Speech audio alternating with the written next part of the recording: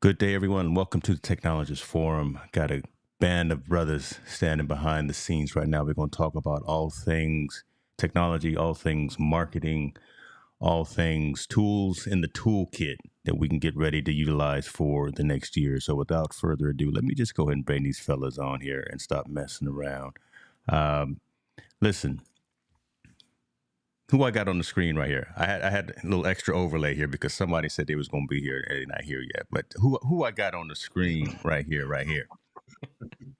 Who's that at the top? You got you, you- I thought you were about to talk to the Dreadlock King, man. No, this is the bald head wonder. Um, Oh, the bald head wonder. Oh my God.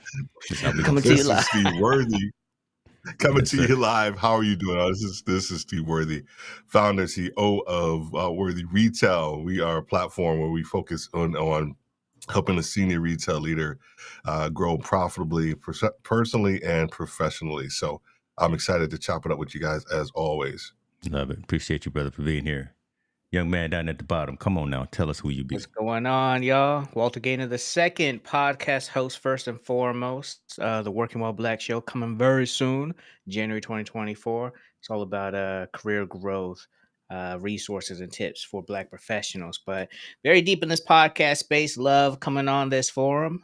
This is like I'm really enjoying like the time with the live stream here. This is like the get to the point. Like these are the Mm-hmm. tools, these are the resources. This is what we're testing. This Yeah. didn't work. This did. So I'm happy to be here. Love it, man. Appreciate it. I don't know if you realize, but your intro, your monologue rhymed. So we might cut that out there, and you can use that for your for some of You your don't know. admin stuff. You don't He even don't know know. he got. He not Yeah, he ready. didn't even know he had bars. Oh He didn't my even know he God. had bars. I'm just here. I'm just a messenger. You just here, but I want to say something up You just front. I hope y'all recognize and realize we got multiple folks again coming in from multiple locations. We are streaming at high resolution, high definition, and hopefully you notice we're not having any issues like we did a few weeks ago. I went out there and no, messed around and no, got that's fiber. good.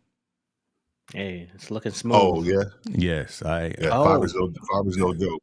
yeah. So that upload speed is definitely where it needs to be. So we are rock solid here in terms. Look, leveling up, right? And from an infrastructure side, just getting it right to where we need to be. And what I had, I'm not going to mention any names because I don't want to disparage anybody. Xfinity. I don't want. What I had was fine for what we were doing at the time. But Yeah. as we continue to elevate, as we continue to iterate and grow, and this is a good segue for a conversation that we can have. You gotta move with that, right? And you gotta level up your infrastructure, level up your tools, level up your knowledge and what it is that you do.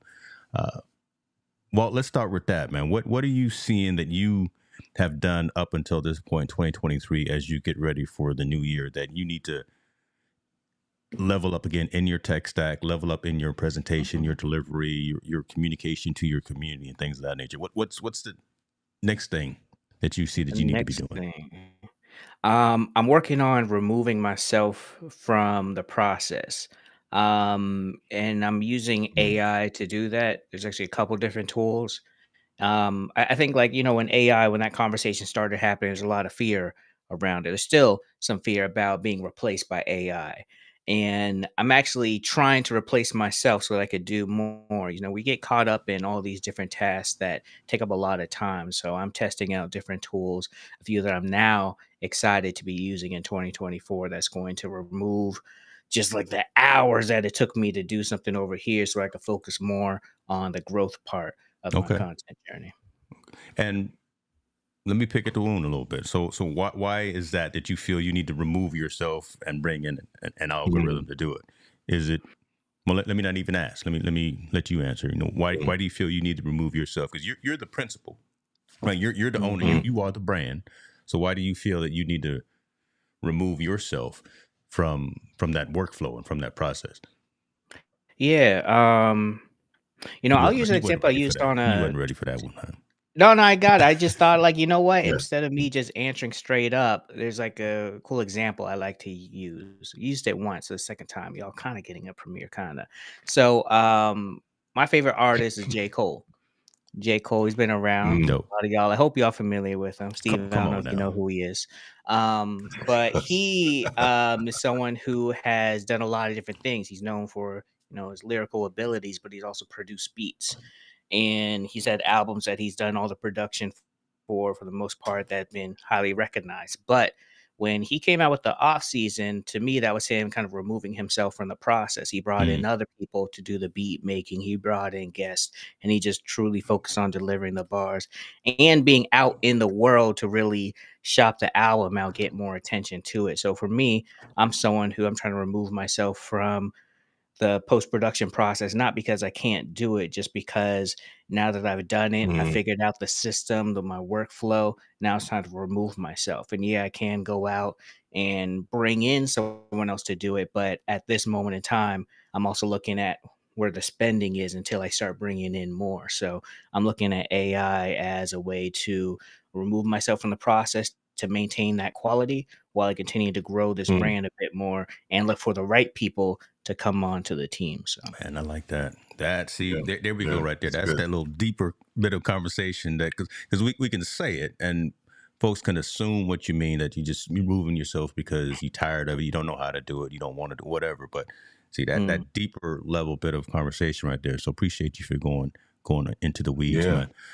Shouts out to the yeah, folks good in the stuff. comments. I see Tech Troublemaker saying what's going on. Roy, listen, if you want to get on camera, come on, Roy. You out here doing this thing too, man. pull up. Listen, pull up for sure. Steve, talk to us a little bit about that same question, man. What you've been doing up until this point, and where you see yourself pivoting or adding or subtracting to your workflow for the new year to level up you. Let me throw you a twist to level up yourself and to level Yeah, up your yeah, business, right? yeah, yeah, yeah, yeah, yeah.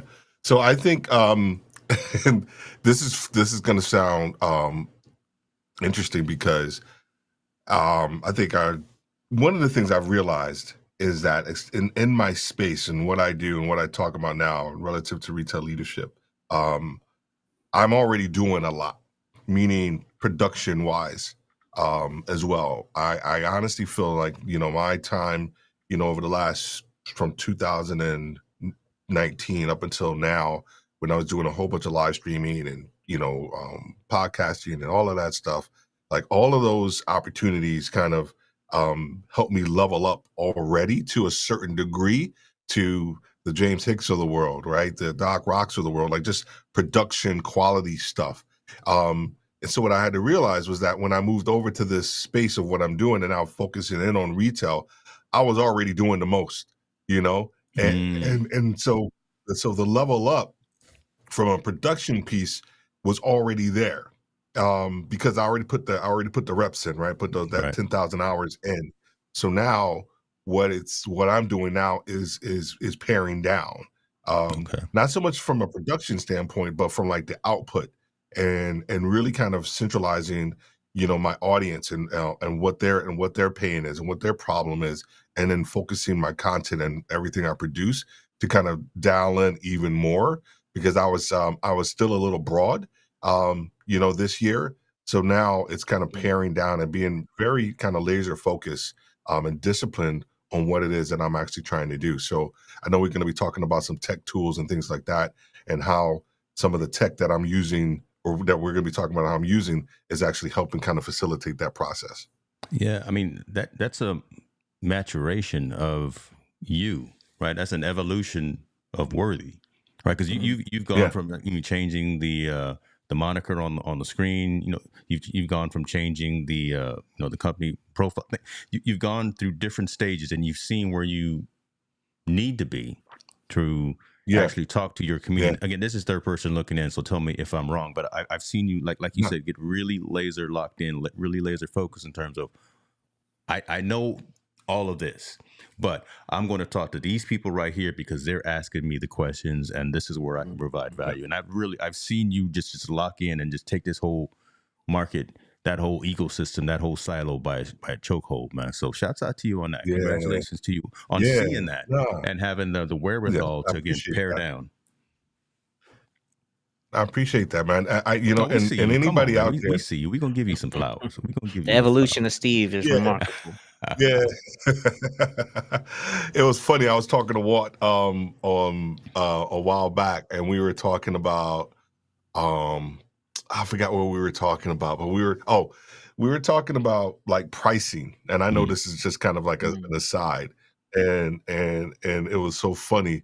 And I was talking to Walt, and I was like, yo, this is my, my Achilles heel. I was like pricing something out for a client.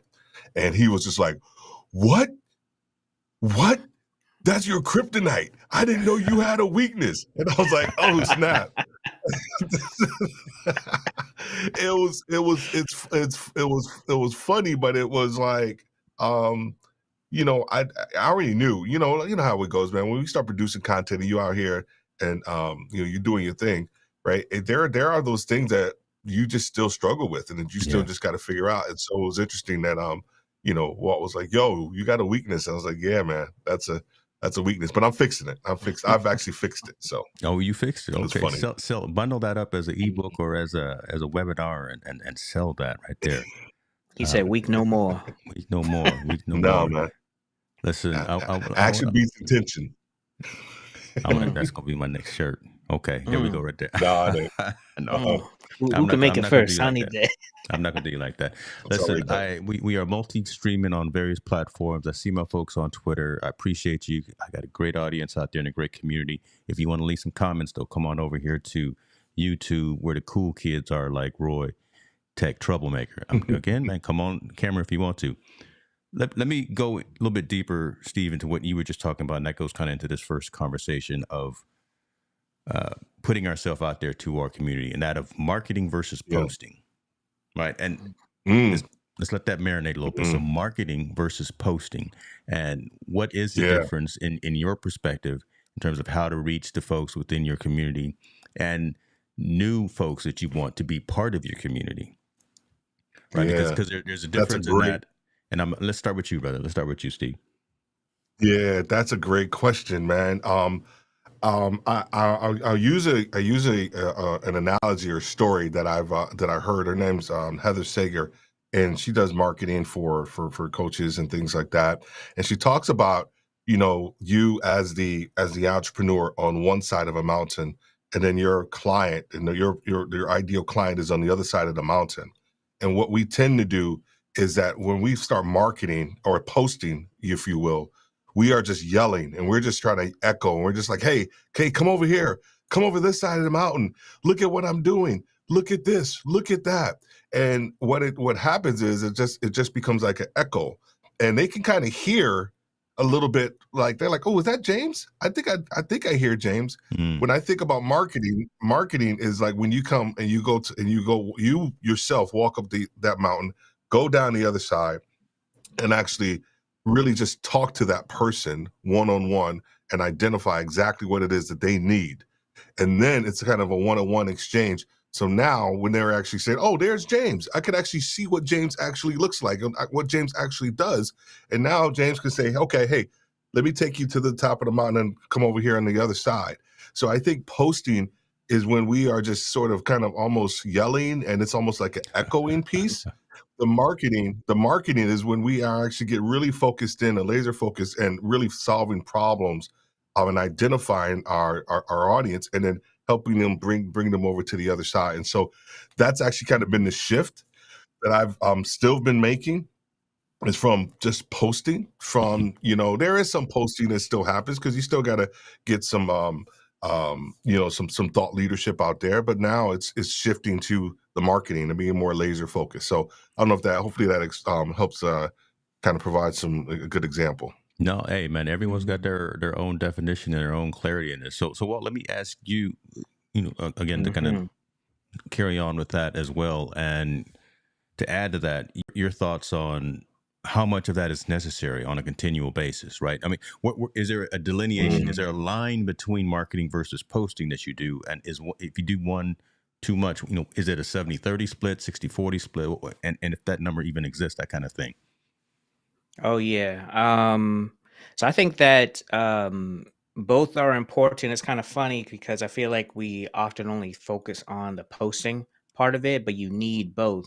I look Mhm. at posting as like a function of like a strong marketing strategy. I do believe posting is important. It's how you show up both for the people who are already following you. If we're just thinking about social media, it's Mhm. posting for the people who are already following you and posting for people who will end up following you as well. So that when they discover you because of the marketing you've been doing, they could go check out all the things you've been posting.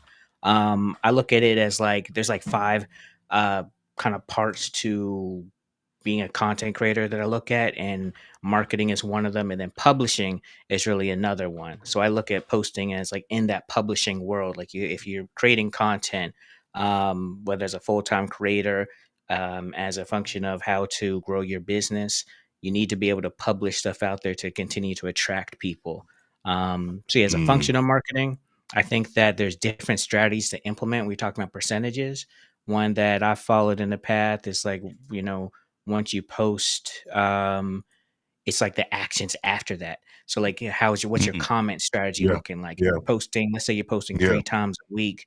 On those days in particular that you're posting, you need to be commenting way more, put more time into commenting across all social media posts than you are just on that post. So posting just one piece of the whole marketing puzzle. I love that. I love that. I mean, Yeah. y'all, we getting into it, and this is perfect timing too, because as we're talking about the, um, we are the brand, and talking to constituents, talking to opportunity and things like that. The man just came into the green room. We told him what time to be here, but I don't know what time. He's probably out there buying new cars, but I'm not going to put all his business out there. Hold on, let me bring him on the screen. Brother Williams, talk to us, man. I know Hey, you probably out there buying new Range Rovers, probably out there buying new Yeah. Lamborghinis, And he got but and No, he got his nothing of the sort. Don't let these guys fool he got y'all. his little sun shirt on. He got his little you over sun there shirt wearing on this too. medium too. He came on the stream wearing this medium. You know what I'm Before saying? we go too far deep into you and talking too much trash, tell these people who you are if you don't mind, brother. Yeah, Chris Williams, podcast host and all around businessman. All around visit, a man of few words. But when Yeah. you get him in front of his whiteboard in his office, and you get goes Mhm. in. Yeah. Yeah. Yeah. Yeah. or you get him Then on it's up. He like stage talk about his yeah. business, and Yeah. then he talk about it. I love it. He like He Mr. Rogers. He like the Mr. Rogers with the whiteboard. Hello, children. Welcome to the neighborhood. And he has That's his little right. he got the whiteboard going. That's a Chris had terrible me impression looking of all Mr. over Rogers. Amazon for that exact same whiteboard that he got, because I'm gonna get one of them one of those right there so I can do my little thing too. Let's lock in. Let's stay focused. So, Chris, the conversation we were just talking about, I'm not sure if you picked up on it. Uh, Kind of that delineation, that differentiation between marketing and posting. Right. When we're talking to either our community or folks that we want to bring into our community, folks that we want to reach as prospects and as customers as well, because everyone on the screen and many folks that are watching have kind of moved from just doing content creation and coaching as a side hobby or as a hustle. Right, we're actually business minded folks, and we're doing all of the taxes, and we're doing all of the things from the business perspective. So the difference between marketing and posting for you, and how you utilize those two mediums when you go out to reach people within your industry, if you don't mind. Yeah. First of all, I just appreciate the forum, and it's good to see everybody here. I would say there's kind of the two P's you need to pay attention to: positioning and platform. Because I think at times with marketing, most people think marketing is just get it out there to everybody, spread a wide net. Mhm. Okay, you could do that, but the truth is, if you haven't yet been able to translate the product into a language that speaks to the people you're actually trying to serve, then it'll fall on Yeah. deaf ears. Right? If I don't know how to speak Mandarin and I get dropped off in China or in India somewhere, I'm going to struggle really hard to do what? Communicate. Right? I could be dying and needing help. Still going to struggle to communicate. But what if I understood the language well enough that I could communicate what I need? Well, I'm going to go a lot further in that place. That's what marketing Mhm. is. It's not just saying, "Oh, I'm gonna tell everybody I'm gonna be on every platform." Mhm. No, it's actually being intentional with the platform and the positioning of the thing, and using the language of the actual buyer. I Come saw on. it makes you watch commercials even differently, right? Like if you Yes, it does. That's sit true. down and watch a commercial, like most people skip them. I'm now kind of watching them going, huh, oh, I see why they said it that way. Oh, now Yeah. I get why that was, I like that. Oh, I Yeah. like the way they did that tagline. Oh, I like this. Okay, cool. Because then you start to appreciate it. Because the only thing Yeah. that's different between what uh, uh, a high-end product and a highly commoditized cheap product is just the positioning and what platforms you can find these stuff. You ever notice you've Mhm. never seen a commercial for Tesla, Rolls-Royce, hmm or any other Mm. Konzik? You don't see commercials for that. Mm. Why? Because they know their platform and they know where they need to be positioned. True. Guess where you will find a Konzik or most McLarens, and where you'll find a Rolls-Royce? You will find them at airport shows. You will Mm. find them in Monaco. Why? Because they know exactly where their buyers are. They're on private They know planes their doing clientele. big stuff. Hmm So I need to be where they Mhm. are with my Mhm. product, not Yeah. all on the gram showing some model stepping out of my car. Come on No now. one on the gram is really buying a Rolls Royce. Let's just be 100, Yeah. right? No one's Yeah. spending $2.1 million on a car build that won't be available to you from a year from now. That's just not, meaning the platform of Instagram is just not where those people are, right? You got to be where they're hanging out at. So platform and positioning to me is what makes marketing really good, because then you actually start talking in that language, right? Now you see some companies Mhm. choose to dumb down their language to grab certain people. Yes, I get that, right? I think that's dope, because then that means you know how to translate really well, right? I can be in the hood and I can teach business, but I can also be on the stage at a consulting firm Yeah. and drop some game too, Mhm. right? Same Mhm. game, two different platforms, Mhm. right? I love that. So I think those are cool, but I think the posting side is informed by your platform and your positioning. Mm. It's real distinct, right? And it's real intricate as well. But knowing the difference between the two, we got to do Yeah. them both. And I appreciate that statement right there. You were saying where can you find Rolls Royces and McLarens? I was going to say in the Williams garage, but I'm gonna leave that alone too. I'm not going to give out the I'll address have here the on rental this. tomorrow. Right. But my view is very similar, man. Again, doing it with intention, doing it with a really high degree of focus, and know who you're trying to reach, right? That's And it. and also understanding that you get what you pay for a lot of times. So Mhm. if you're posting out there, you're trying Mhm. to be Mhm. on, like Chris was saying, if you're trying to be on all these social platforms and just throwing stuff against the Yeah. wall and seeing what sticks, you're gonna get that kind of engagement and reaction back. But you lock in on a Mhm. specific demographic, you lock in on a specific type of salary or revenue range and things of that, male and female living in the Pacific Northwest that have this range of income, that kind of thing. And if you positioning your product, your service, your wares to them, you might get a different type of tick in your effort. So yeah, you got to pay for marketing, and there's value in that. You don't have to pay for posting all the time. You can Right. help, but you don't. But again, you get what you pay for, and do it with intentionality and do it with focus, making sure it makes sense. So you should know what you're going to get out of the marketing activity even before you start. To a Well, yeah. degree, I in my mind, right? I oh, think yes. we should Yeah. almost have an assumption of what we're going to get. As again, we're out there. So Gretchen's on here. Appreciate you for being in the comments, and Roy's out here as well. Right? We all do our own thing. And if we're trying to reach a specific niche to grow our audience, to grow our community, we should know ahead of time before we hit promote on TikTok or ads on Facebook or however much it costs to get on Channel 3's 30-second slot on the news, right? We should know ahead of time, almost to an extent, what we're going to get. What were you going to say, Steve? Yeah. Well, therein lies the problem, though, right? That's the conundrum. Is that what I see is that people want to be all things to all people, and that's why they go across multiple platforms, and and ideally, right, people will often say, and I probably said it too when I was doing podcast coaching, where it's like, well, try them all first and then just see what sticks, right? But I think that's almost now I feel like it's backwards, because you have to really figure out like what unique problem or solution you provide, right? And then where are those people at for that solution that you are providing? I was looking up something when you were talking, and I knew we were going to talk about niche. There's a guy I follow, like his name's Josh Spector, and he always talks about niche. Niche is about ideal, not only. Meaning in the context of like when you want to niche down, like you are looking for like the ideal like client that you want to work with.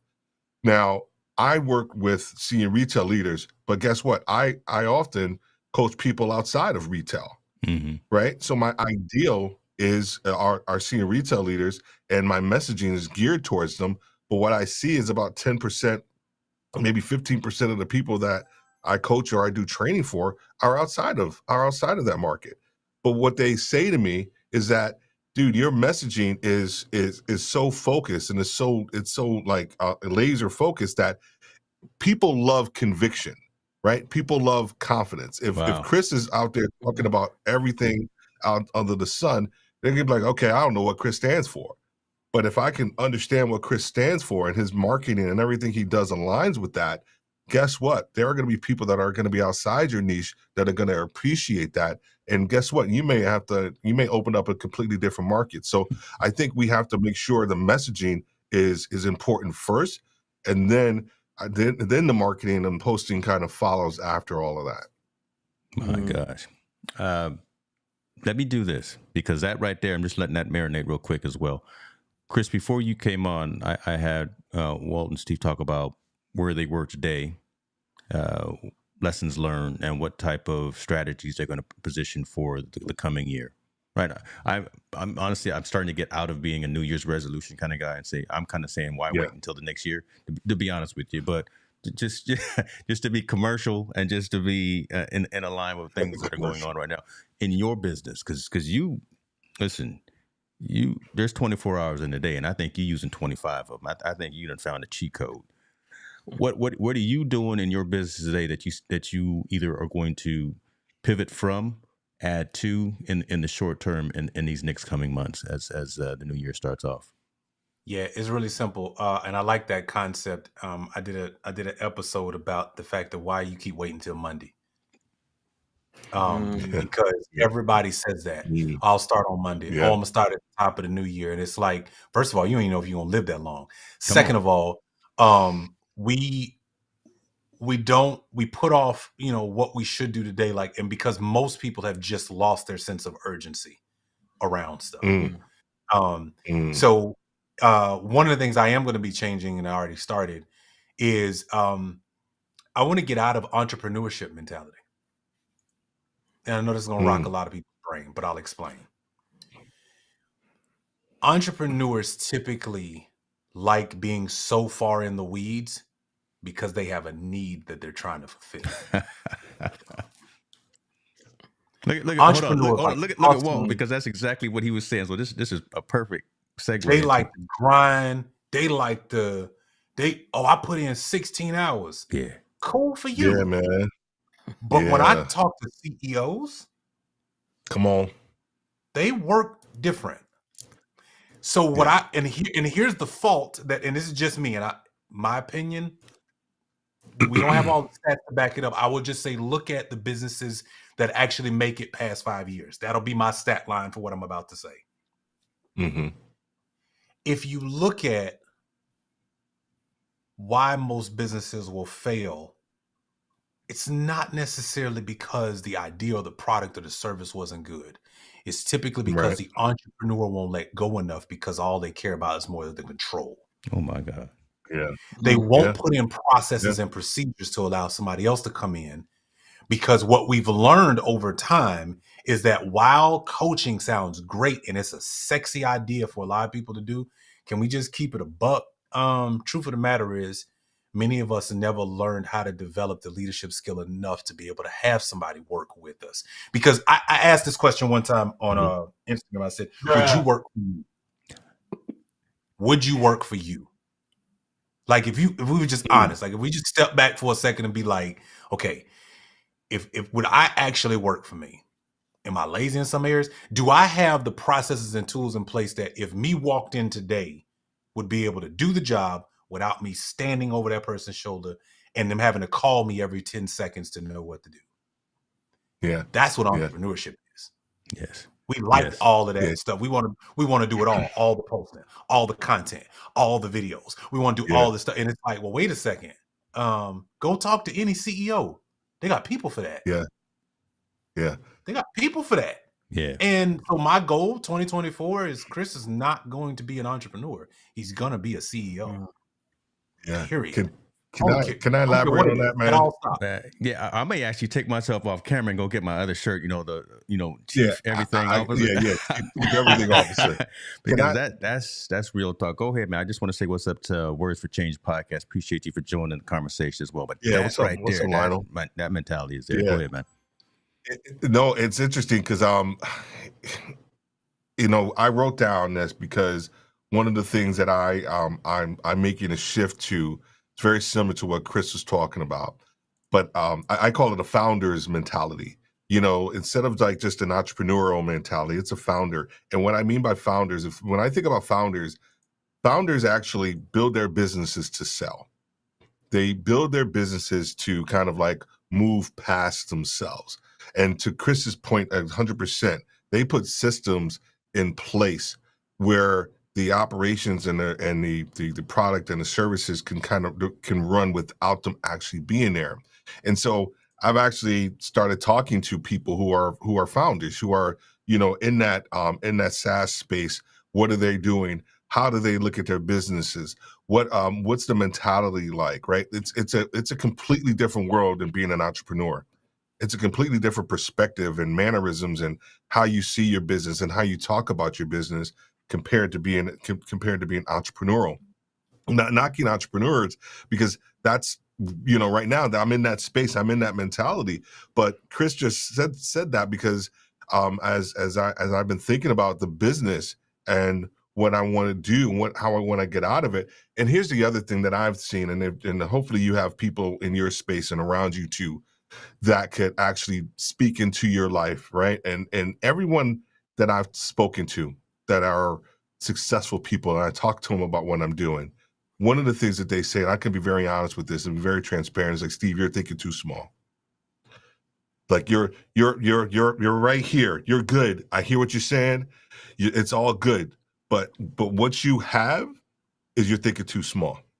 Mm-hmm. And so and so for me, it set a completely different perspective, underneath me and what it is that I want to do. So I couldn't let that point go that Chris made, talking about the mentality of a CEO, just the founder mentality of how do you build your business to eventually like sell and allow it to kind of surpass you as well. I think it's like playing a video game, right? You get on level 1, and to me, level 1 is hustling. Level 2 is entrepreneurship, and about level 30 is a CEO. And whether or not you're willing to make that gap or jump or not, it's a personal. Like, good point. Go ahead. The truth is, you can make a good money just being an entrepreneur. There's nothing wrong with it. 100%. I'm of the belief that Chris, you ain't just supposed to work in the business. You're supposed to work on the business. So like when you look at my posts that go out on social media, that ain't me. You said level 30? Level 30 CEO? Or, there's something that to help to jump from level 20 or level 2 to level 30. I like that comparison too, because that's real. I think everyone right now, if you're not already familiar with it, you should look up the word SOP. Stands for Standard Operating Procedure. And that's what it is. That's the real difference. And that's what I'm working on now. Chris, you killed that. I think it's important, man. Like, and here's the truth of the matter. Steve, you said it right. If you have a founder's mentality, can I tell y'all, let me give everybody a little secret. If you were standing in a room full of people who are willing to acquire your business, the one thing they not going to ask you about They're not going to ask you, how much are you in the business? How many hours are you working? You know what they're going to really ask you? Hey, so what are your SOPs? Show me how the business works. Show me what the culture is. How many Yes. people on your team? Yes. What is your run rate Yeah. for cash flow every month? Right. Oh, what is your? Yeah. That's what they're asking. They're not asking you about Followers. your camera. They ain't asking about your. They're not. I'm listen.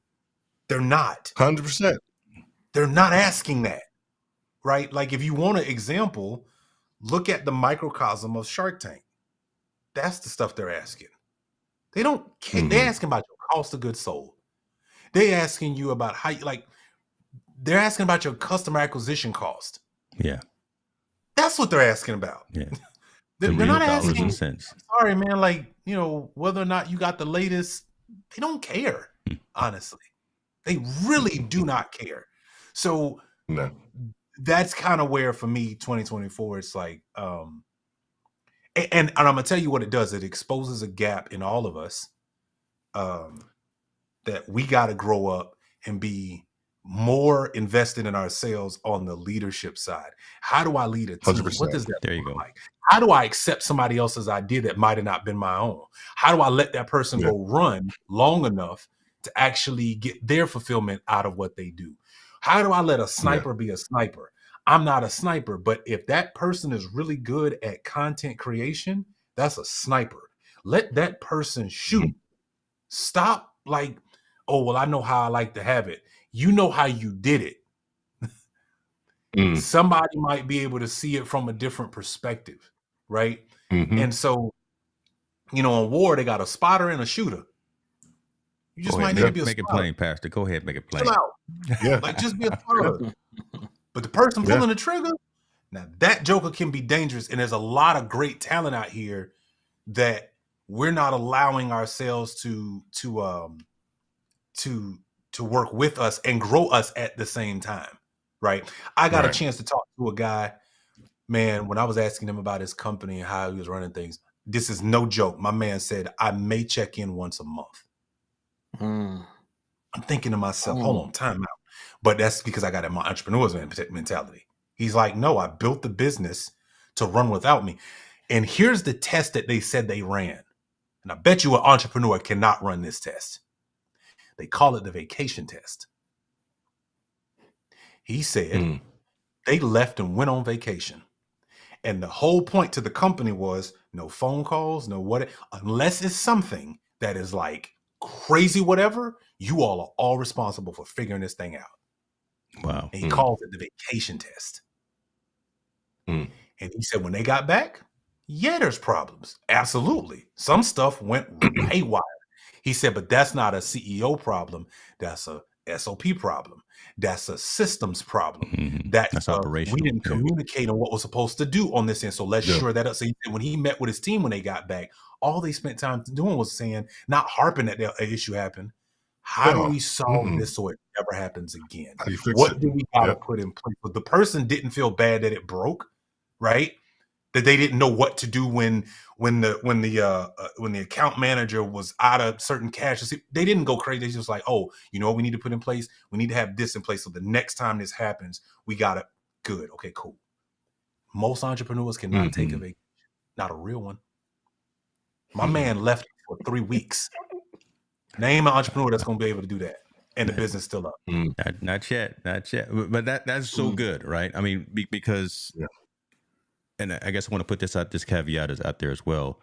I don't think not everyone is shooting toward that same star, right? There are some folks who want to do all the things, who want to do all the infrastructure piece, know where each cable is, know where each piece of gear is, know all that stuff, and be locked into the tactical piece. There are another good handful of us and folks who want to be more strategic, who want to actually not just plateau, but actually grow and get into that hockey stick mentality and turn not just I am the brand, but turn the brand into more of a larger scale business model. So hopefully this conversation for folks listening now live and folks who will be listening on the replay, we'll pick up on that. We're not disparaging and saying, no, you know, if all you want to do right now is do the solopreneur, entrepreneur thing, then shame on you. No, that's actually a good thing. And I wish more folks would be into running and starting their own thing, owning their own either part of the internet, owning their own part of industry, and making their own dollar or making their own mark. As my old boss used to say, put their own dent in the universe.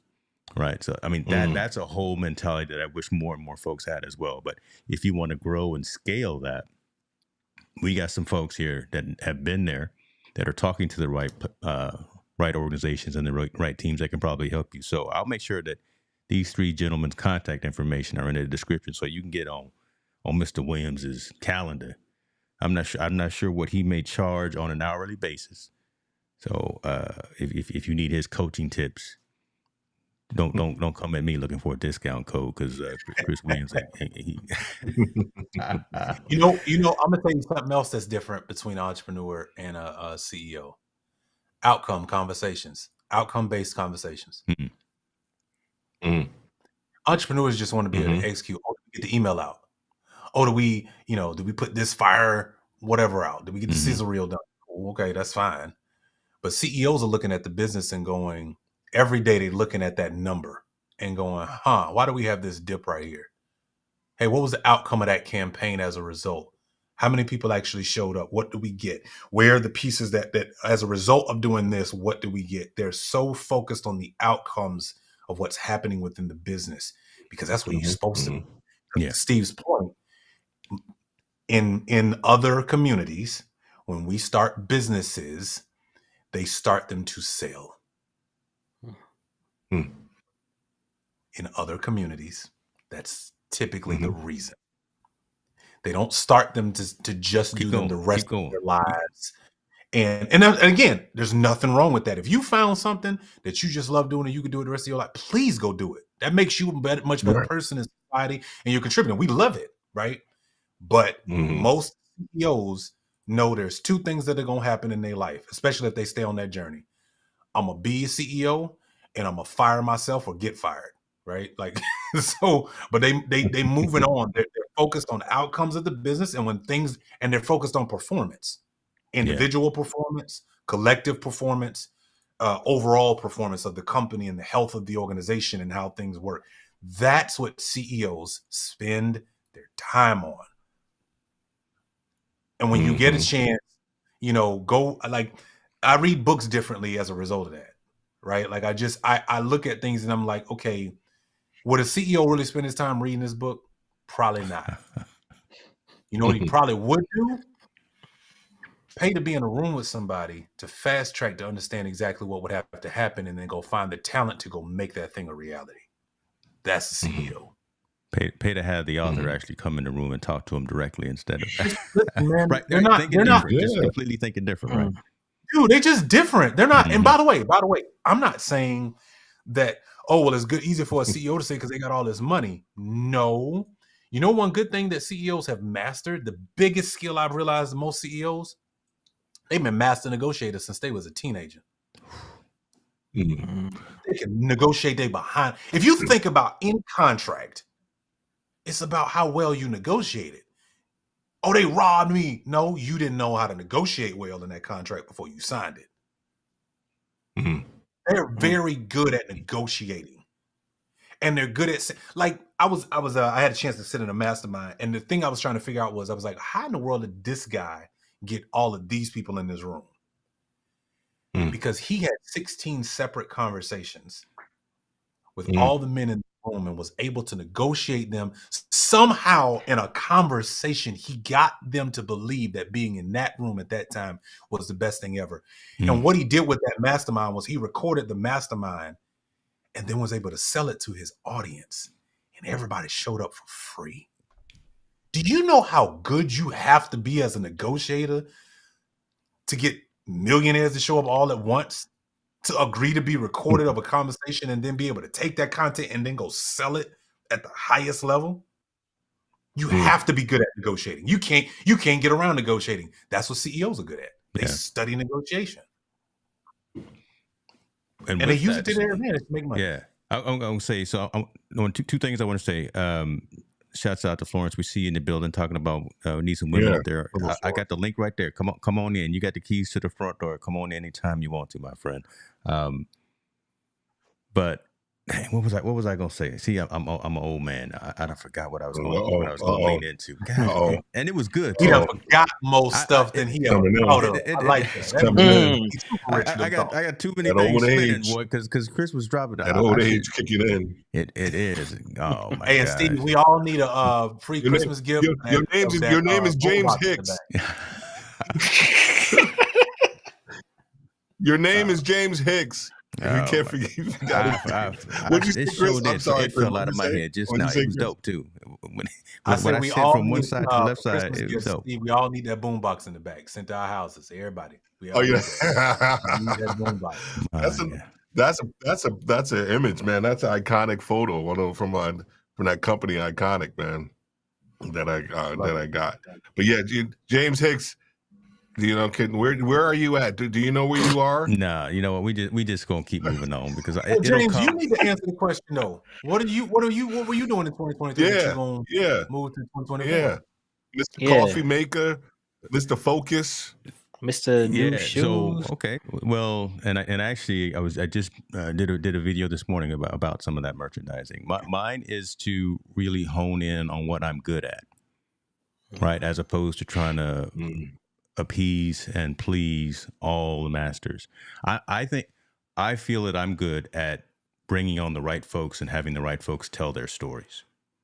I'm good at being that logistical piece, right? I've got some experts in my Rolodex. Let me bring in the Walter Gaynors. Let me bring in the Chris Williams and the Steve.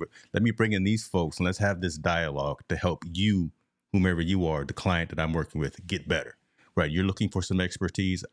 I know a handful of things, but I don't profess to know everything. And if I know everything in the particular room, I'm in the wrong room.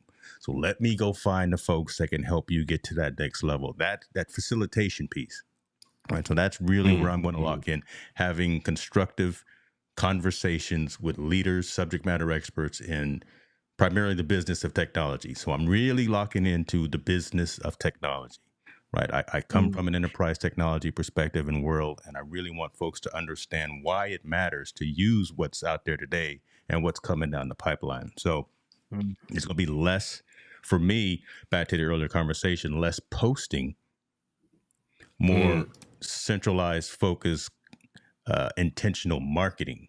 So the content that you guys have seen me put out lately has been really locked in on telling a story and telling a story and asking a question and letting you answer that question without me answering the question. All these little snippets that you probably seen me put out, you probably didn't know what was going on. But again, I'm telling that story. I'm putting out that hard question. I'm not answering that question. I'm letting you answer that question, how it relates to you particularly. So there's real forward-thinking, conscious in terms of that message that's being put out there, and then really reaching out to folks who want to go deeper into that conversation. So I'll put out that one-on-one level, but if you want that 201, that's real one, let's get down, roll up the sleeves conversation. That's where I'm going. That's a huge shift because for a while I was trying to please all the masters out there. Yeah. Well, Chris talked about it too, and you just mentioned it about that one-on-one conversation. I think I think the tendency is that we want to hit everybody, right? Even our core audience sometimes, right? And we focus in, we just want to hit our audience. What you have to realize is that not everybody's seeing your stuff, right? Not everybody's seeing your stuff. They're not. We think that we post something, we're like, ooh, it's like, no, not everybody is seeing your stuff. What I've learned and I've realized is that I've been able to get more traction when someone may post or comment on my thing or whatever it is, or we connect, and then I make that one-on-one connection.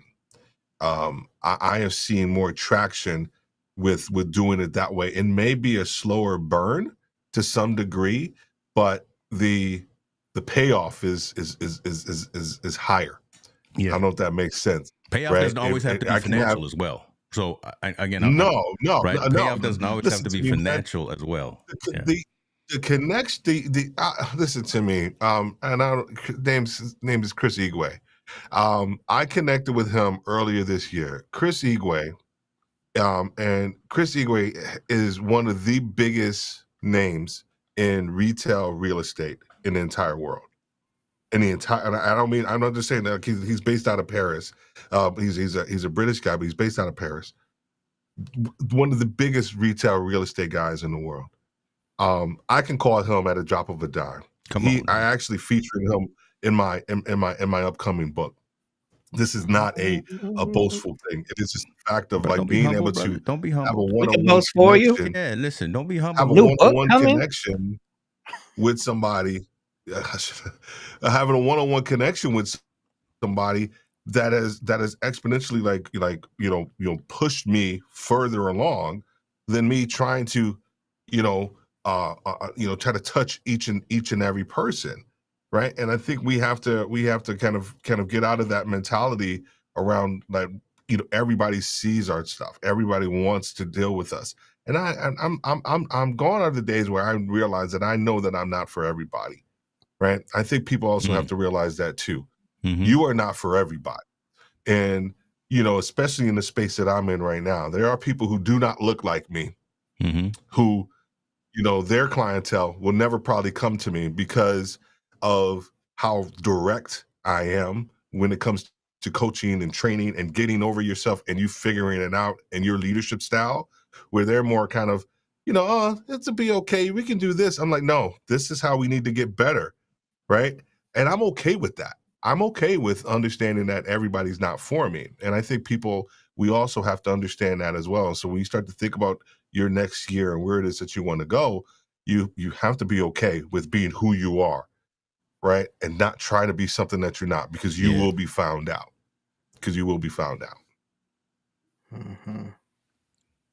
Lord, Yo, I appreciate none you of saying us that. are for everybody. I love that. So, Chris, I remember what I had to say. So again, it pops in my head, and I don't know. I don't know if it's as dope as it was. He took his meds. He took his meds. I did. I got another sip of that Focus Creators Blend coffee, y'all. Shout out. You talked about growth. You talked about growth from the business side, but then you mentioned something really specific. You talked about growth from a personal perspective, personal growth, and what are you doing to do that? Because investing in and of yourself, I think, is critical, and a lot of times folks don't do that. Folks don't realize that they need to stop, pause, and go listen to folks that are not only in the same lane and the same level of the journey that they are in, but folks who are maybe slightly behind you, but also folks that are also at that somewhat of that destination that you're trying to get to. So I really wanted you to talk about that, because I think a lot of times you talked about reading books, right? I wish I read more physical books, but I'm an Audible guy, right? I'm in the gym and I got my audiobooks on. So I'm still consuming information, a lot of personal growth and a lot of that kind of thing. I want to talk a little bit about that, because I think that also still pivots off of what Steve just said. The fact that you take time to not just learn your business, but to learn your craft, and also to be an improvement on yourself each and every single day. Touch into that, man, because I think that's critical, and didn't want to overlook that. I think like in a business, there's 3 levels of what you need to focus on. There's internal, there's the business itself, and then the industry in which you serve, right? So if you focus on that with business, you're good. I think the personal side is, most of us struggle with letting go. Like the reason why entrepreneurship is so hot and a great idea is because, it's like, well, all you need to do is this and it'll be done. And it's like, actually, no, that's not true. But okay, like they've been telling you that for years. And I think what happens is, if you're frustrated, with the business, or nobody's buying from me, or I've told everybody already, or whatever the case may be, sometimes you got to stop and ask yourself, maybe, just maybe, the entire way I've been going about this is completely wrong. Wow. Great idea, wrong way. And here's something that sailors know. If you're out on the ocean and the winds are hitting just right, but you don't feel it, it could start to knock you off course. And you could look up and your original destination, you're 100 miles away. And what I mean by that is the ship got in the ocean because it was headed somewhere. But if every time it looked up, it got a squirrel moment on, oh, we see that island over there. Oh, well, what about this? Oh, well, we could go by that. And oh, we could buy. Well, you're going to look up. You've arrived literally nowhere. But you know, so for me, what I realized is to what Steve said, like sometimes you have to put on blinders, man. Like you got to literally be like, I like what I hear, but right now that ain't it. And guess what? You might be saying that for 2-3 years straight. Oh my God. You have to accept the reality of like, so part of it, like, I really started like this year was another year where I was like, I gotta continue to lock in on my physical conditioning. So I've been paying for a trainer for 5 years now. It ain't because I want to. This dude whoops my behind every single week. I did a post on Facebook a couple of weeks ago because, you know, people are like, oh, you know, you work out. Like, no, let me tell y'all the truth. Pretty much every week I smell bad.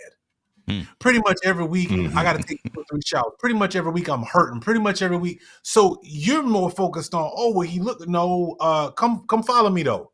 Come find out what we doing though. Come see this real work we put in. Reality, right? Like, so there's the physical aspect of, and for me, I think everything you do, you need to have a motivation. Hold on, right? I'll go because I know what you're gonna say. I know because I know it, and that right there, I want you to end with that. I don't want you to put that in the middle. That right, your why piece right there is so cool. Yeah. So I think when it comes to like just your growth, you have to put on blinders. Listen, I know what they told you about being able to get 100,000 followers. Don't follow that. I know what they told you. Like Mark Cuban said something not too long ago, and I was like, yo, this is dope. He said, yo, if you're following people on social media and they're literally giving you the entire strategy, I promise you that's not the strategy they're using. Come on. He said, because most 100%. Business people, they ain't giving away what they're using. They go into the bank with that joint. They milking every single thing out of their process, their tool, and their system. And it's not that they're lying 100%. But the majority of what people will consume is this thing that gets a rise out of people, right? Like, and so you have to realize, and I heard a guy listen to a conversation the other day because I was asking him about some processes and some systems. And I was telling him some of the things, my wife and I were talking to him, and he was telling some of the things that he does. And I said, well, you know, I'm open, you know, I'm willing to, you know, look at what will make it better. And I asked him this question, because this guy that I was talking to, he's had a business where he was able to do $1 million a month. So this ain't no scrub. Okay. And I asked him, I said, when I hear scale, people say it all the time. I want to scale my business. I want to scale. Tell me what you mean by scale.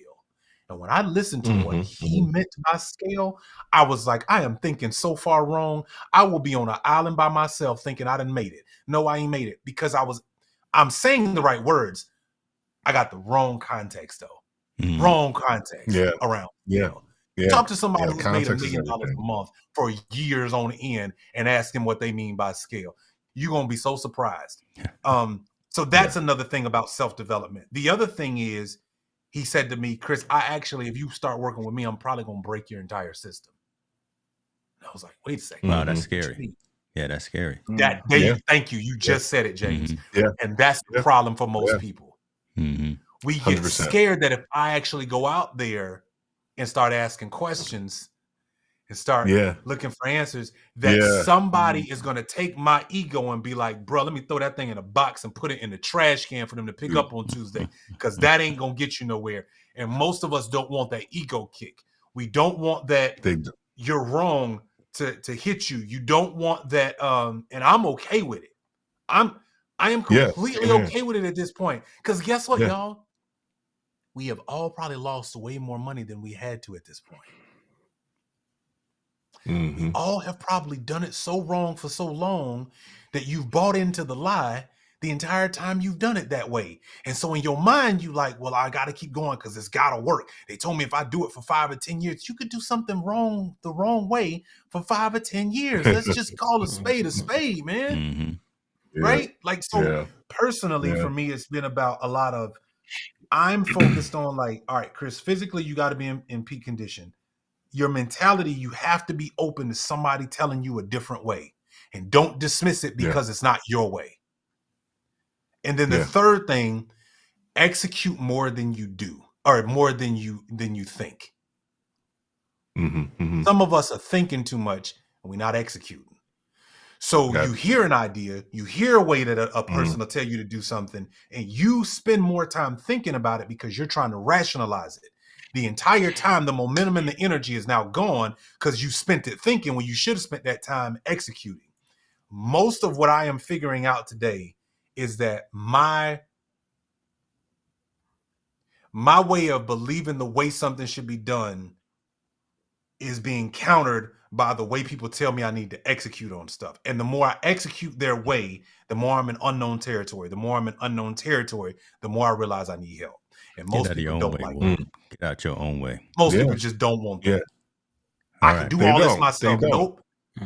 It's a lie. You can't do it all yourself. Why do you think these guys spend time together in forums and taking trips, and they do different things? Because they realize the bigger they stuff get, they're like, yo, I need some help. Somebody tell me, yo, how'd you go from 10 million a year to 50? Because I don't know what's going on. We keep having problems of, yo, how did you solve that talent issue in that department in your business? Because I can't seem to figure, well, let me go talk to somebody. Right? See? If you care. If you want to be a CEO, if you just want to be an entrepreneur, hey man. All right. So let me bring this home a little bit, and then I'm gonna let you talk about that one piece that I wanted you to talk about, because again, we've raised the level of the conversation here from what we were initially talking about. But this pivot is incredibly valuable, and I hope folks are getting some value from this. If you are, do all of the things, right? Comment, like, share, do all that stuff. But that's where I think we all need to be. And you Chris, you specifically asked me, what my goal is for coming around and not waiting until Monday. But that piece right there, again, you said it more eloquently than I said it. Getting the right people together and not having no crabs in the barrel. Having the right folks in the room that are willing to help each other get to that next step. 10% more than I do about X, Y, and Z. Let me come and listen to you. Let me come over there with my pen and paper and understand how to elevate, escalate, and spread my message as well to my community. That's what it's all about. Right? Having those masterclass sessions, whatever you want to call it, but having those sessions and those forums and those discussion forums, Technologist Forum, that's what this is all about, right? Having those conversations to where we can learn and grow from each other. That's the purpose of this session right here. That's why I'm coming on here every Saturday, 10:30 a.m. Pacific time, to have that kind of discussion. Regardless of what I got written down here, the topics that we were going to get into, this pivot made sense because somebody, selfishly me, also needed to hear just this level of conversation that we're having. Now, we'll go on to the next thing because I won't be cognizant of time. But Chris, go ahead and tell these people your why for what it is that you're doing in terms of taking care of yourself, because you've gone through a journey, but your why for doing it just resonates, and is just the coolest thing out there, man. Yeah, my why is because I want to be I want to be irresistible to my wife. Period. That's my why. I think Steve, I like what you said. You said that, talking to that one person is important, building a business, and that you need to be, a category, want to be okay with that. When you was dating everybody, but then when you found a wife, you was only focused on one.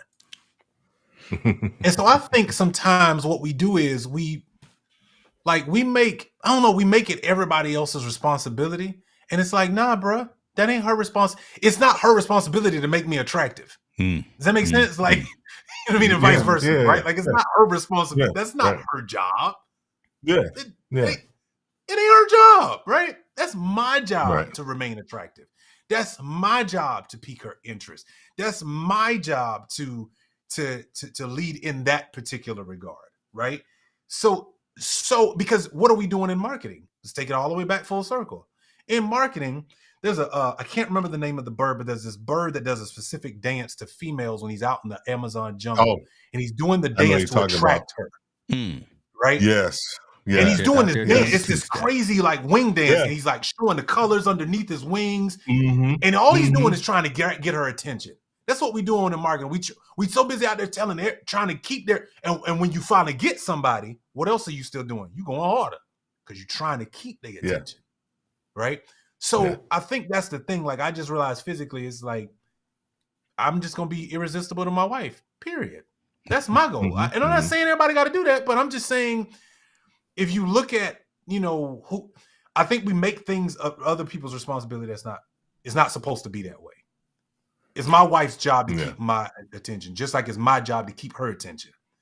It's my job to serve my wife, just like it's her job to, right? Like, but it's not her responsibility to make me attractive. Yeah. Man, please. Like, that's crazy to me. Like, I love that. There's a lot of those birds that do that dance. That's kind of cool. I love that analogy because it actually is a great example of something you said earlier about when we're following people who give away all the strategies. Like there's several different birds who have different types of unique dances. So by you following someone else's dance, you're going to mess up, you're going to stumble, you're going to fall off that branch and that bird's going to want nothing to do with you. But once you learn your own dance, that's when you start attracting that bird for you. So that's a beautiful analogy. Listen, boy, we church folks. We over here talking in parables. Hopefully, it's not going over anybody's head here. But go ahead and bring your ties to the storehouse. We talking about founder speech, birds dancing, what else? cricket, right?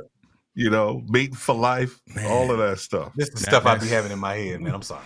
But I'm going to say another thing that I'm looking at again in the way that we're dialoguing, the way we're having this conversation, and I hope the folks are picking up on this. We're telling stories, and the stories are what are resonating, and hopefully someone is grabbing onto those.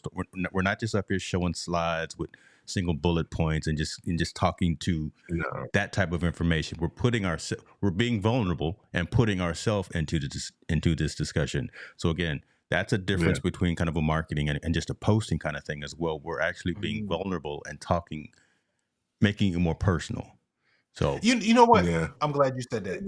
Go ahead. Steve, y'all fellas, listen to me. I think the other thing that's interesting about what you just said is we also realize I want all of us to just get comfortable with paying people. I think we do a disservice. Like when you walk out of your house, first of all, living in your house, it costs money. But the moment you walk out of your house, you're getting ready to go exchange some money for some value. Yeah. Technologists form. Eventually, it's going to be a paid opportunity for you to sit in a room and come hear some of the conversations that are going on. That is but true. If you don't value paying people today, don't expect your customer or your ideal customer to want to pay you, because you give off what you ultimately are going to be. I don't mind paying people. If I'm in retail and I see Steve got the playbook and Steve live in Cucamonga, Texas, I will fly to Cucamonga and say, Steve, give me the game, bro. I need the sauce real quick because I'm trying to go back and do what I need to do, right? If I'm in his world, pay people. Yeah. Stop being like, oh, where can I get all the information for free? Nothing's for free. Nothing's for free. Listen to me, man. Information is not transformation, right? I think people when we consume stuff, that's parable. When we see this with talking to people, especially in the world that I'm in with seeing retail leaders. It is this idea of like, well, I listen to all your podcasts, I attend this, I got your newsletter, and I listen to this and listen to that, but you're still stuck, right? Because just because you're consuming the information, you're consuming the content, there is no transformation. There isn't anything that's actually, you need someone to challenge your assumptions. You need someone to, help you get a new perspective on some stale ideas or a stale problem that you're currently having. And this isn't just for the leaders, but this is also for the people who are out here listening too, as an entrepreneur, right? You are stuck, right? You are still trying to do the same thing. You are still taking information in, but like I said earlier, when we first started, the idea around action beats intention all day long. So instead of just taking the information in, what are you actually doing with the information? What are your steps? What are your next steps? What's the next best for you? So we have to make sure that, while we're gathering information, it doesn't lead to transformation. And the transformation piece, listen to me, it's easy to sit here and listen. It's easy to listen to a book. It's easy to listen to a podcast or read a post and hit the like button. What's the hard part is to take what's actually in that post and actually internalize it and do something with it. Mm-hmm. Same thing with the book, right? And so I think that's where you have to figure out what it is that you want to do, what it is that you actually want to give up. One of the other pieces too, when we were talking about this, just kind of like differentiating yourself. You also have to realize that you have to run your own race, right? Yeah. Your race and what you're doing is specifically geared and God-given to you and what it is that you want to do, right? And no one else can run your race. I don't care if they're talking similar, context, similar industries, similar thought process, whatever. It doesn't matter. You are running your own unique race.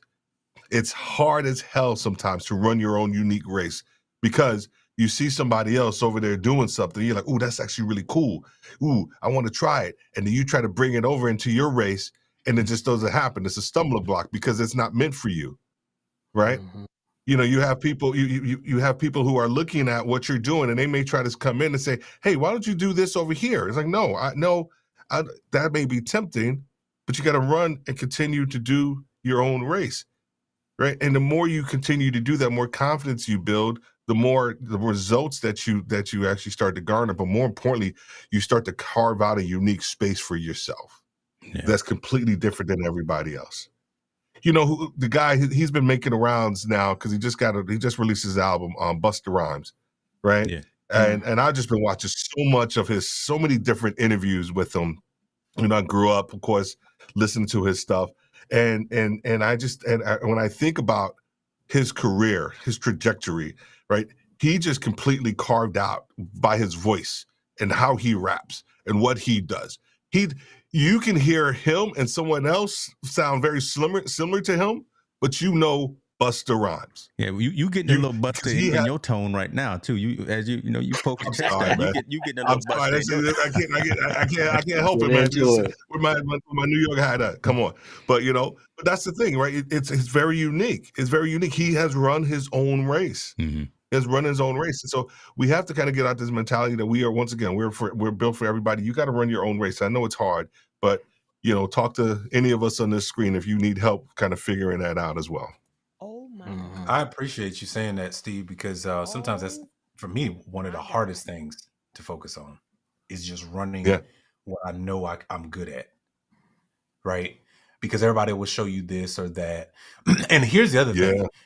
Your focus attracts people who want to leverage what you are. And there's nothing wrong with that. Yeah. But sometimes you got to be all right with saying, nope, I'm going to keep running. This is my race. I'm going to keep going this direction. And I like the fact that you tied it to action. Yeah. Because I'm going to tell you something. People who are higher level up, you cannot get a second audience with them if you take no action. Yeah. Just be that's honest. Real talk. That's real talk. Just right be honest. Yeah. Because I'm going to tell you, here's what happens with action. This is the secret that most people don't pay attention to when it comes to action. If you happily get an audience with somebody that you want to learn from or something, they're going to give you a play. Their whole thing is you should go run it because they gave you the suggestion or whatever to go do next. They know you didn't run the play based on the type of questions that you come back with. Because if you actually took action, you would have a better, higher level of questions. And they can sense that. And then they go, you know what? Let me point you to somebody else over here because clearly you just want to keep playing. Yeah. And I gave you the play, but it's all good. Go. That person over there can talk to my admin. They'll get you set up with somebody else, right? The reason why I'm able to keep some of the relationships we got and do some of the things that we do. The reason why my wife has some relationships is because they know when I pick up the hello phone and I make a phone call and we go sit with them and I sit down, when we come back, my questions are different. Hey, we went and ran the play. We found this out. Here was the KPI. Help me understand they appreciate that and they go, oh, this person for real. Yeah. Let's keep it going. Can I elaborate on that story? I got a quick story to elaborate on that one real quick, man. I had a guy, he was a mentor. His name, I don't care about telling his name. His name's Kenya Jackson, amazing leader. And he was mentoring me. And every mentoring session we had, I would send him an agenda. And it was like, hey, this is what we talked about last time. This is what we're going to talk about this time, da da da da da da, whatever it was. And I remember the one time I got caught up, and I was traveling in between stores, and I had my calendar went off. I was like, oh shoot, I got a freaking mentoring session with this guy. And I was like, oh man, I didn't send an agenda. And I pulled my car over, and first thing he says to me is, hey Steve, I didn't get an agenda. I'm like, frick. and I was like, well, I thought that this time, we could actually just kind of like just have a conversation. And he's like, and he paused, and it was like the most deafening pause that I've ever had in my entire career. It was just silent. And he just said, Steve, don't waste my time. Don't waste my time. You need to have an agenda every time that we talk. This is you, and this is what he said to me, man. And this is like, you are too important to me for me to waste my time. You need to make sure that you're investing in yourself with me. And it was just like, and he was like, I gotta go, bye. And this was, I don't know, probably 15, 20, almost 20 years ago. And I'm still telling the story because of how it impacted me. Right. And I see my mentoring relationships very similar in the context of like, you need to come prepared. You need to be ready, right? And you need to take action with whatever it is that we talk about, because just like Chris said, when you come back, I know if you've done the work. I know if you've done the work, even with coaching clients, I know if you've done the work, because we're talking about something different. There's a thing that I call when I'm teaching, or training or even coaching, there's a moment of revelation. You can see it on people's face when you're coaching them. You say something to them, and they're like, and you can just see like their eyes kind of like light up. It's like, ooh, like that just hit home. Those you can't. I like what those you call it. I call moments, it the aha moment, but I like that what you just said. Yeah, they come, and then it becomes a moment of like, okay, wow, Chris just said something to me. Now what do I do with this? Right. So making sure don't waste time. Don't waste the people time. Don't waste your mentor's time, your coach's time, you people who you are going for advice. Like, if you're going to spend some time with them, make sure that you're actually going to be doing something with the advice that they actually give you. Man, I gotta go chop this up. That's good right there. Here's a cool thing that you can do even with a conversation like this. So if you're watching the replay or you're listening live or you catch this somewhere else, one of the cool things you can do is, I used to be guilty of this, and then somebody had to help me rewire my brain. I used to write down a quote I heard. I was like, oh, I like that quote. Oh, I like that quote. Yeah. And somebody said to me, what's the purpose of the quote? What is it going to cause you to go do as a result? And he said, here's what I want you to do. Yeah. Next time you write down a quote, write down the action you're going to take as a result. Yeah. Yeah. Because now you have doable action. What I like to call it actionable intelligence. Right. Your intellect is better because you took action, not because you read a book. That don't mean that's military matter what right book there. Is I read. Yeah, that's military right there. Wow. You can have the intelligence, but is that intelligence actionable? Yeah. It's not actionable, right? That's the military in me coming out right there. Yeah, the quote is cool, and I like dope quotes too because I remember a bunch of them. But it's like, no, Chris, you got to challenge yourself. What's the action that's going to go with that particular quote? So that way, that's why you remember, because you did something with it, right? And you could have done something with it, meaning you repeated it to yourself over and over enough that you got it down in you. That's still an action, but go take it one step further. What did you actually go do? Steve gave you a play on some retail stuff. Oh, you need to go, set the sales team up to go do this. You guys need to look at your inventory this way, and here's some new cool things that are going on. Well, then you need to go do that and then have a conversation with your people. And that way, by the time you get back to Steve, when he's like, yo, so did anybody do the work? Tell me what you learned as a result of it. Oh, we did. Here's some things that we found out as we did it. And now it's like, oh, wow. Okay. And people who take action tend to stick out. When we That's a was in different. school, we Yeah, called hundred them percent. overachiever. You always doing the most. Yeah, I am. Yep. I'm not trying to be Yep. stuck in neutral, right? Right? I'm not trying to be stuck in neutral. Yeah, Man, that's yeah. all right. So Mhm. here we go. I'm gonna do. I shouldn't use my analogy, but this we crack dealers here, so we just gonna give them a little bit, and then have people make sure they come back.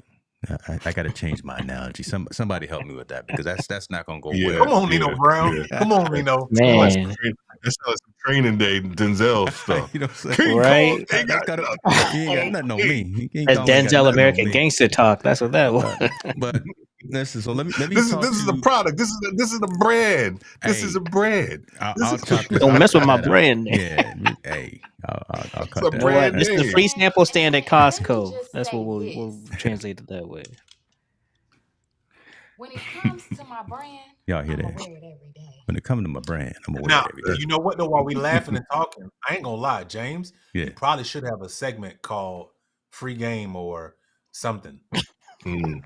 Well, Something. I kind of I was do. gonna say something No, else. so when it's just I me was, doing but I this, can't do that on airways. So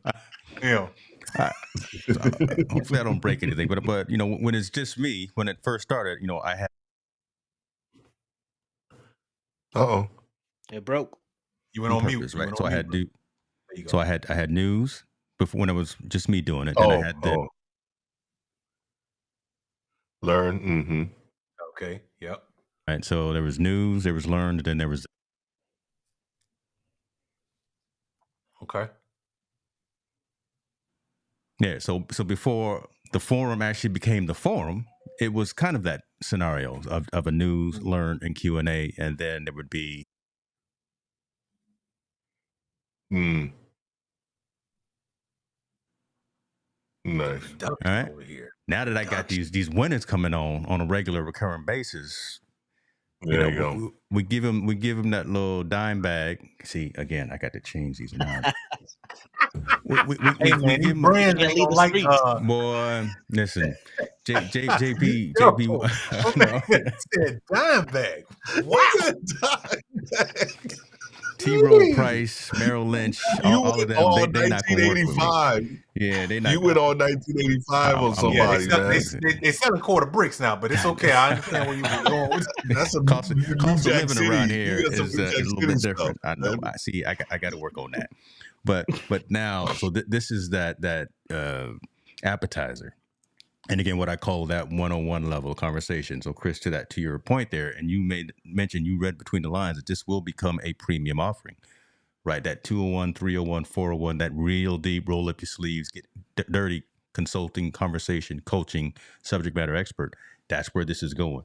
This is really, I've talked to you, a couple of you before, this is going to be that in place, in front of people, hybrid session, TEDx type of a conversation where, yeah, you get what you pay for. And then to come into the room, we're going to give you, right? We're going to give you the workbook, and you're going to have action items and homework and things of that nature. So that's in fruition and where we're going. So I appreciate you for seeing that as well. Again, I want to be cognizant of folks' time, and I want to bring you guys, obviously come back next time if you can. I know, Chris always out there at the Maserati dealer, at the gym training. I'm gonna be underneath the squat rack myself in about an hour, so I ain't gonna judge you on that myself, brother. But this is the conversation, folks, that we have, and I'm specifically talking to the audience, right? If you found some value in this, tell somebody. If you didn't find value in it, tell us. Tell me, so we can change the curriculum, change the direction, so we can make sure that it does bring value, that there is something that you're getting out of this. But I'm gonna think that somebody learned something today that they can take and be actionable in their effort. So let me just close out. Make sure I got all these comments first. James, I'm gonna call you. No, he gonna call me Nino. I'm gonna leave that alone. All right. Walter, tell folks where they can get you, man. I just want to make sure that we get some of these contacts in terms of contact information as well. But I want folks to know where they can get you, man. Follow me. Just search Walter Gaynor II everywhere. Active on LinkedIn. Chris was talking about don't spread yourself thin. I'm very focused on LinkedIn. In fact, if you're watching this, you need to bars. check that out too. But I am everywhere else as well. I have a way to stay active in places without getting distracted. Instagram, TikTok, Twitter, all of it. Search It's the Great Walt.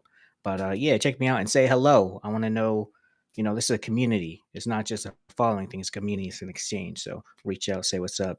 Tell me you came from the Technologist Forum. That's gonna be my new drop. Our new drop. Let me community focus. That's gonna be a good drop. Dr. Worthy. Yeah, man. Steve Worthy, you can connect with me everywhere, but LinkedIn is also my place that you can stop by and connect. If you're interested in working with me, you can go to Worthy Retail and learn all about our coaching and training and our mentorship classes and programs that we have there as well too. We have a learning community that we're launching in January. It's called The Campus. Come on. And it is for senior retail leaders where you can come in, get the resources and get the knowledge that you need that are helping you close your gap with the leadership, and then allow you to go back into your company, go back into your team, go back into your region, and you can be the best leader that you're supposed to be. So The Campus really excited about that opportunity as well. I love that. What I really love though is this image right here. Boy, that's you on stage. It's Look clean. that's Clean. a good look Yeah. right there. That's a call good it look the right image. there. That's a Section. Bob Johnson look. Y'all know Yeah. who Bob Johnson is, right? Mhm. Well, Walt doesn't know. Walt don't you know.